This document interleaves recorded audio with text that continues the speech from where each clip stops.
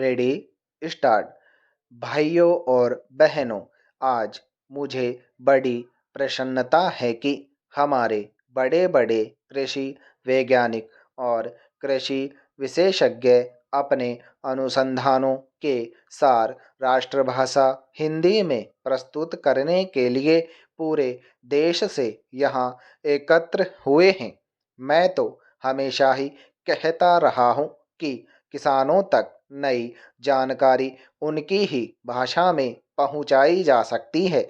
आपने अच्छा किया कि श्री गणेश राष्ट्रभाषा हिंदी से किया। मैं तो चाहूँगा कि सभी भारतीय भाषाओं में राष्ट्रीय कृषि सम्मेलन आयोजित किए जाएं, ताकि सभी क्षेत्रों के किसानों को पता चले कि उनके लिए इस देश के कृषि वैज्ञानिक कितनी मेहनत से नई नई किस्में और तकनीकें निकाल रहे हैं। अब से 3 दिन बाद हम नए वर्ष में प्रवेश करेंगे। मुझे बताया गया कि सन 1995 के वर्ष को यूनेस्को ने सहनशीलता का वर्ष घोषित किया हुआ था। शायद भारत में इसके बारे में ज़्यादा चहल पहल या चर्चा नहीं हुई, क्योंकि भारत देश और भारतीय लोग तो है ही सहनशील, इसमें भी सबसे ज़्यादा सहनशील हैं किसान। आप खुद हिसाब लगा लो, हर तरह से भारत का किसान संसार का सबसे सहनशील प्राणी सिद्ध होगा।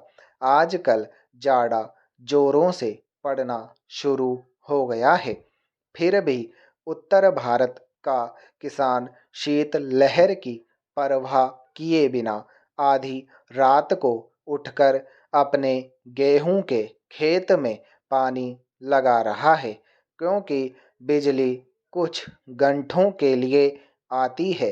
किसान ठंड सहकर फसल उगाएगा और फसल पकते पकते गर्मियाँ शुरू हो जाएंगी, तो जेठ की तपती धूप में वह खेतों में कटाई व मड़ाई का काम करेगा।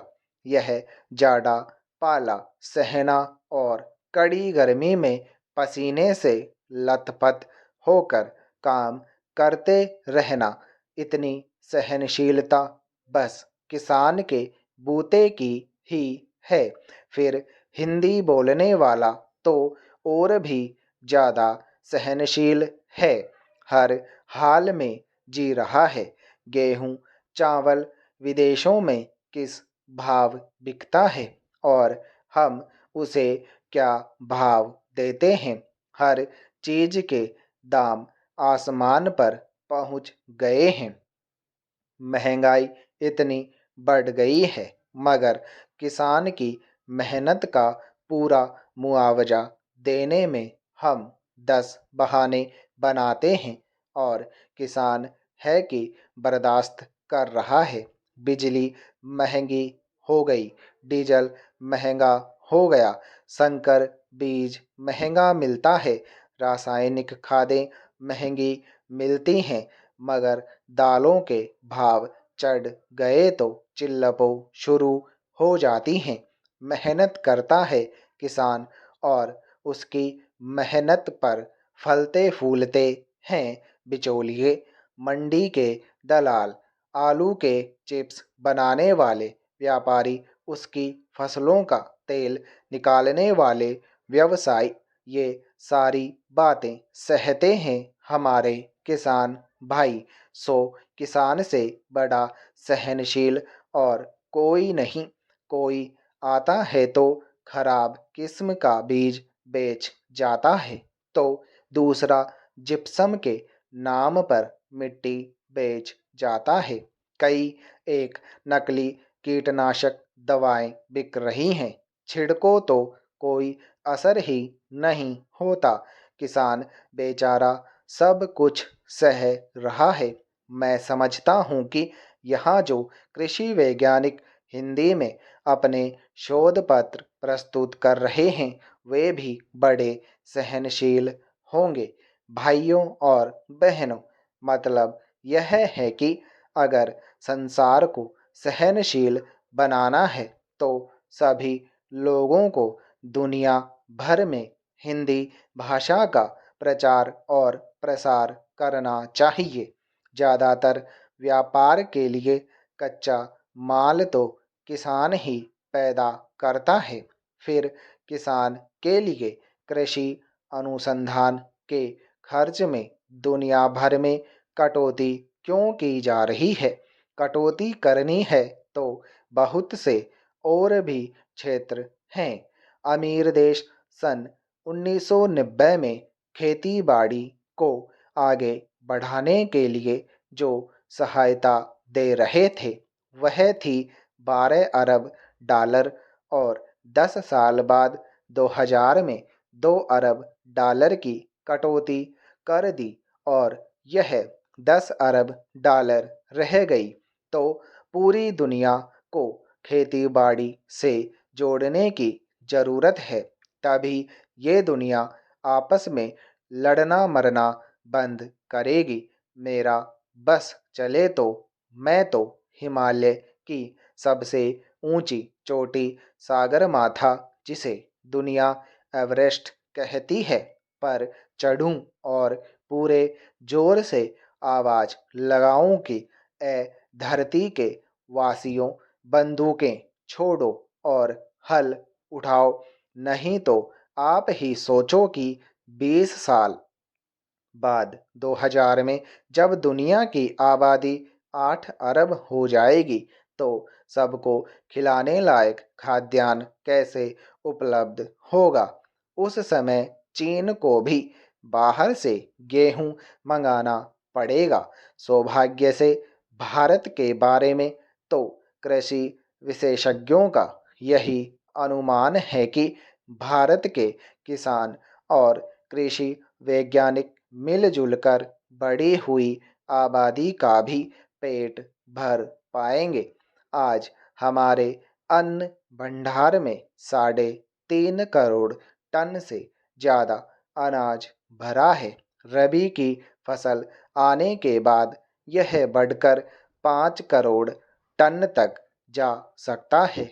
रखने की जगह नहीं है, इसलिए समाज कल्याण के कामों में लगाने और विविध रूपों में निर्यात करने के अवसर बढ़ रहे हैं।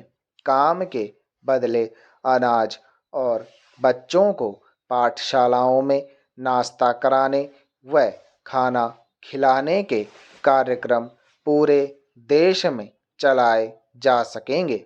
यह एक तरह से दूसरी कृषि क्रांति का ही नतीजा है कि हम 101 करोड़ से ज़्यादा आबादी को अपने खेतों में उपजाई फसल से ही खाद्यान्न उपलब्ध करा रहे हैं। खाने वाले तेल की कुछ वर्ष पहले कमी हुई थी। हमने पुरजोर कोशिश की। पिछले कुछ वर्षों में आयात तो घटकर प्रति वर्ष 300 करोड़ रुपए का हो गया, वहीं तिलहनी फसलों और उनसे उत्पन्न पदार्थों का निर्यात 8 गुना बढ़कर 2500 करोड़ रुपए से भी ऊपर हो गया। यह सब फल हैं किसानों, वैज्ञानिकों एवं प्रसार कार्यकर्ताओं के अथक प्रयास का। इस प्रगति में आज कृषि वैज्ञानिकों का योगदान किसी से छुपा नहीं है। इसे सारी दुनिया मानती है। जहाँ भी भूख है वहाँ लोग भारत की मिसाल देते हैं कि देखो, इस महान देश ने भूख की चुनौती का किस तरह डटकर सामना किया। आज जब निर्यात के अवसर खुले हैं, विश्व का परिवेश बदल रहा है। सारी दुनिया के बाजार खुल गए हैं। सौभाग्य से दुनिया में शाकाहार भी बढ़ रहा है।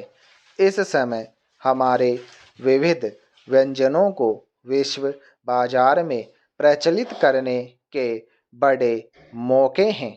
स्टॉप। चैनल को सब्सक्राइब और शेयर ज़रूर करें।